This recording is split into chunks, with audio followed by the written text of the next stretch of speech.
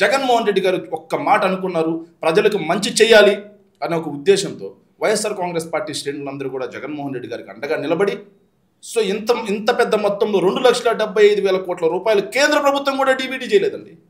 ఒక్క రూపాయి అవినీతులు చేయకుండా ఒక రాష్ట్ర ప్రభుత్వం 2,75,000 కోట్ల రూపాయలు చేసింది కదా. మరి దీన్ని రౌడీజం అంటారా? మీరు చెప్పండి. జన్మభూమి కమిటీల పేరుతో దోచుకోవడం, నీరు చెట్టు పేరుతో దోచుకోవడం, చెక్కు డ్యాముల పేరుతో దోచుకోవడం, ఈరోజు అమరావతి పేరుతో దోచుకోవడం, దీన్ని రౌడీజం అంటారా? దేనా రౌడీజం అంటారు?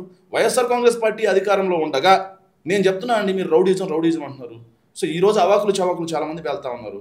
సో పరిటాల సునీత కుటుంబానికి రక్షణ కల్పించింది రౌడీజమా? దాన్ని రౌడీజం అంటారా మీరు? సో వైఎస్ఆర్ కాంగ్రెస్ పార్టీ అధికారంలో ఉండగా అనంతపురం జిల్లాలో ఒక్క ఫ్యాక్షన్ ఎత్తి చూపించండి మీరు.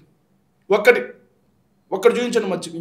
సో మీరుదేంటి 2014 నుంచి 19 మధ్యలో రాయలసీమ ప్రాంతంలో ఎన్ని ఫ్యాక్షన్ హత్యలు జరిగాయి?